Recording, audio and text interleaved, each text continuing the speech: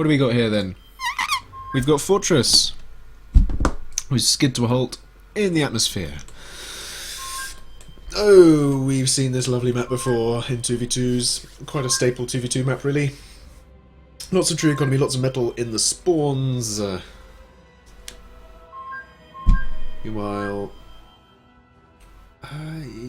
there's sort of not too much metal in between the bases. There's only sort of the odd bits, but typically the stuff in the bases is enough. Let's just have a sort out all our camera stuff. So two teams spawning in though to round 3 of the Clopsey 2v2. First of 2016. In Team Green here, which is Teenage Mutant Ninja Turtlers, we have Furballman and CDRKF going. Bots and vehicles spawning far apart from each other. Bots, of course, you'll get the combat fabs and the Trico. Vehicles, you'll probably go for the T2. And just the general power plays there. Meanwhile, on the other side, in the pink team, we have LJFed and MKFed. I can't remember the name of this team. I think it's Galactic Commanders. No, it's not Galactic Commander. It might be Galactic Commanders. I'm going to check real quick, because otherwise that's going to annoy me. It is... The name of the team is... Oh, it is Galactic Commanders. I was right. I shouldn't doubt myself. Also going bots and vehicles. Likewise, as I said before, you got the combat fabs from the bot factory there. Probably see those coming out shortly. Going air as well, obviously the air game is going to be very, very strong here. Typically you do tend to see teams going quite early T2, and in fact that's a really powerful play on this map. Simply because you've got all the metal in your base that you'll need to get T2 up efficiently. Going double air factories on the pink team here. Let's have a look on the other side and see what the other team are up to. Oops, there we go. Just sorting out my hotkeys and Z's. Going extra bot factory, not really going into the air too heavily at this point. They could do if they wanted to, and I think once they realise quite how many air factories the opponent is going for, they will want to do the same. Lots of bot fabs though, expanding in different directions, which is always a good thing to do. Air factory located. Yep, that'll be the pink notification coming up saying, "Hey, we've just spotted the air factory." Rather that they're building a new one. There you go. New air factory, commissioned.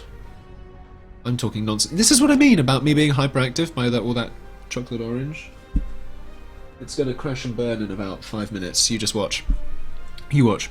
But yeah, I'm curious as to why we don't see any T2 just yet. The other thing that we'll probably see is just lots of raiding going on in between the trees, maybe trying to establish sort of middle ground.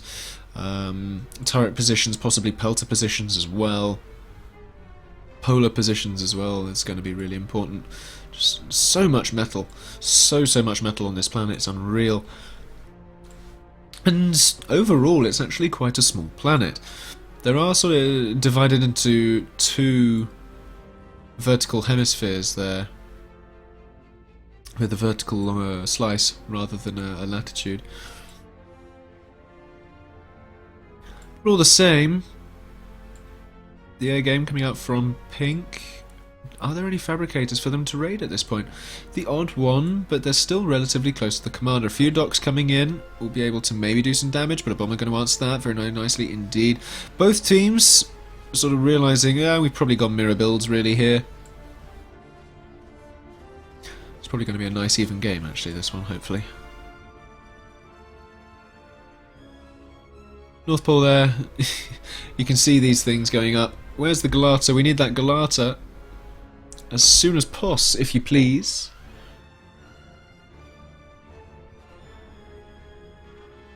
Because of course the Galata is going to defend against any bombing raids. And there's the T2 from pink. Sorry, I was a little late on picking that up. Pink's going off from green as well with all these docks here, taking out that mechs. Don't quite manage it. Nice save there from the bomber, looking around elsewhere though. Another bomber there, managing to take down that fabricator and preventing that expansion going up in full. And now any docks can go and raid that and finish that off.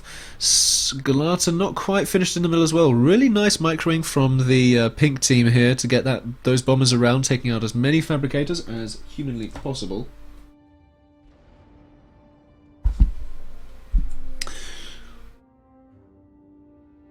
so many fabricators just sort of left on their own with not too much air support, and that's what Pink are relying on here. Galata almost going up. When that goes up, that's going to give a massive defensive bonus to that position there.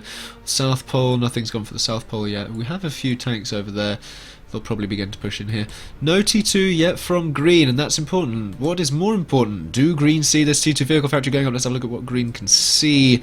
They do not, and that is important. Are we getting some rushing going on this vehicle factory? Yeah, kind of, with that commander there. It is going up relatively quickly. We'll probably see the fabricators coming out and then levelers. No need for storms from the Pink team, as they have air control right now. No need whatsoever for storms if you have air dominance. Airfabber, you what? Why are you doing that, Airfabber? You should be getting some defences there. So I suppose he's trying to do what best he can, but he's not going to last for too long. The docks are going to come in, and docks, while they do have some AA, it's not great. But, they let the Airfabber get away to fab another day. Away he runs, and away he will get. No, he won't! He's intercepted, and down he goes. Nicely played there from Green, managing to take down that one. Just a little bit of micro-suicidal hummingbird. It's always nice to see. Meanwhile, around the rest of the planet, what is going on? T2 finally from Green with the bots. With the bots there. Time for a hypercast, yeah. Trust me, hypercasts always hit burnout halfway through. I'll tell you what else always hits burnout halfway through. Rockets. Meanwhile, I don't think they do they? No, they do. Yeah. What am I on about? Anyway, I completely lost my train of thought, and this is what Chocolate Orange does to you in a hypercast. You just lose your train of thought because you're going so fast. Although that wasn't really a fast cast. There's a difference between a hypercast and a fast cast. A fast cast is the important one. But, meanwhile, nonsense aside... I'm sorry. Nonsense aside, the air game is still very much in Pink's court at this point. It's not... You know, I think at this point in the game it's just about sort of capitalising down on build power and stuff like that. Hopefully Pink will be able to defend against this. They should be able to. There are a few Infernos there to take some of the damage of these ants, and there's enough defending forces there and too many spinners in the attacking force to really do any damage. Plus there's the turrets up there. So it's all going to be about how T2 and T1 overpowering can break through here. We do have a force coming from Green over here. Now Green's strategy at this point seems to be attacking from multiple sides at once. Pink are kind of doing that, but they're more sort of doing just air raiding and wanting to get up their T2, and then they'll push with their T2 when they feel they have enough. Whereas Green are actually trying to do stuff, but again at the same time trying to do stuff. Sorry, I'm just trying to read Twitch chat at the same time. It's off-putting. Stop talking, Twitch. What was I on about? Can't remember. Yes, Green not being able to do too much because their forces aren't really consolidated, and at this point in this game, with this much metal in your spawns, it's very, very much defender's advantage, and it's going to be very, very difficult to break through without having vastly superior numbers and superior strats and all that jazz. But the air game is still strong from Pink. Going over some Galata though, whoever microed that needs a lesson in air micro. Not great. Although to be honest he did run it away before it took too many casualties, so can't fault them there for that. Plus they're a better player than me. It's always easy for a caster to say, oh, you should do this, you should do that. But then you actually look at how bad I am actually in game. And then you realise, you're a bit of a hypocrite there, my friend. Anyway, Ping's going off from Green, saying, oi! There's a Pink force dealing with this, and this is the thing with Pink right now. They realise that they do need these vastly superior unit numbers to be able to break through here, and that's exactly what they're doing right here. And then they'll use their air force probably to scout ahead just a little bit to see what sort of defensive forces there is. Or there are, rather. I don't think Marshy drinks. Yeah, no, there's no alcohol. I don't alcohol. Hi Nicholas, Mum. Ribena, what is Ribena? Of course I know what Ribena is. But anyway, What I was saying about the Air Force scouting, and they'll probably just decide to push in. They think they realise they have more than enough units here. They see that there's not a lot at the top of this ramp. They're going to push in, maybe establish a bit of map control here. There's a follow! Thank you very much for the follow! Nicholas Martin! Ah, dearie me.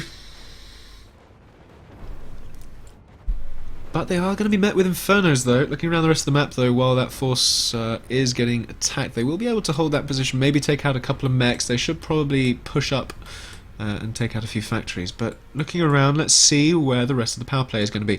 We do have the T2. Where did all those shellers go? I saw some other shellers and vanguards, or are they still sort of too busy moving around the base? There's one sheller there. Aha! Here's the T2 army that's going to move out. What else are they doing in their base? Nice always just to see lots of T2 power going up. Meanwhile on this side though, they want to maybe consolidate your forces, go in one direction, do some damage to the build power, build capability, taking out some mechs, possibly a PGen or two. They don't necessarily want to sit around taking out these factories. It's another follow!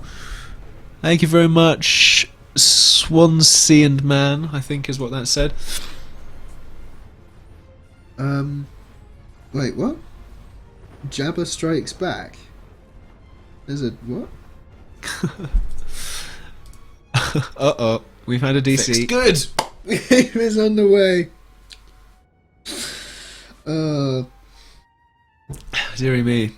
That intermission, though. That intermission. Enemy in critical condition. What? What? What? Let's have a look through Chronocam there. All the shenanigans going on, and I didn't even notice the Vanguard Leveler and Sheller combo smashing this commander in the face. He couldn't really do much against that, in fairness. When a Vanguard tries to high-five a commander, you should turn tail and flee, my friend. You do not want a high-five from a Vanguard, because he does not care about the safety of your hand. Meanwhile, we do have the attacking forces from Pink in other directions as well, just going to come in and sort of start to lay waste. And this is what I mean about attacking on multiple fronts with a superior force in order to overcome defences. I think as well Green didn't quite have as strong a defence as Pink did. I mean, if we look at what Pink had over here, we can see, you know, turrets going up, you know, in all of these corners. We had factories down there. So I think that was just stronger play from Pink. They had their air game dominance as well, so they could go and deal with stuff. I think Green are trying to deal with that a little bit too late. Hype for casting in Smeagol's voice. Oh my god, guys, come on now. If you really want me to cast in Smeagol's voice, I will contribute $10 to this cause. Damn, are you serious? Not sure I could argue with that.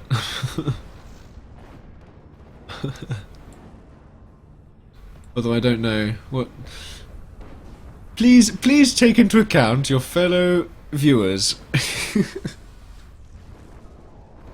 And yeah, Frequent, I agree that the T2 timing was much better for Pink. It was much earlier, they got it off the bat faster, and crucially, Green didn't see it. And of course on this map, when you have so much metal in your base like this, the moment you get that T2, your economy is going to jump several pegs. And then you can really start, not necessarily just the T2 production, but you can then just throw out T1 like nobody's business. And then really begin to overcome.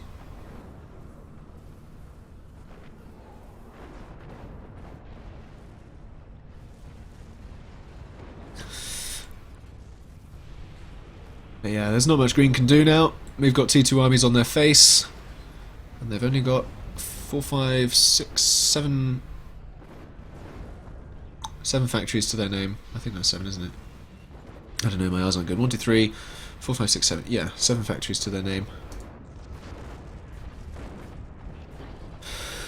That was that game. Oh, dearie me.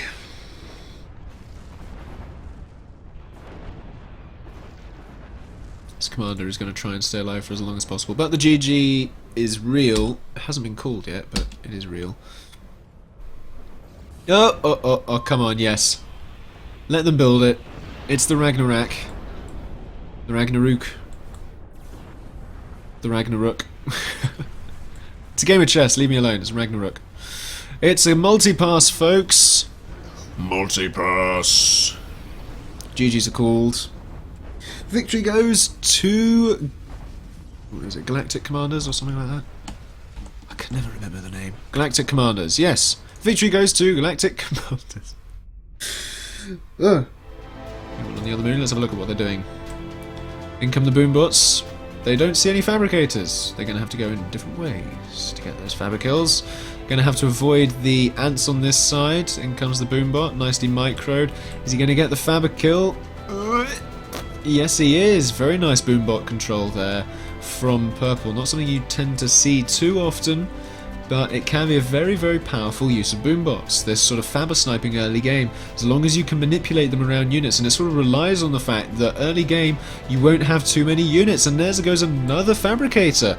Very well played by Oxide Ion and Andreas G. Everyone already knows that they are possibly one of the stronger teams, if not the strongest, in this Clopsey 2v2 Swiss.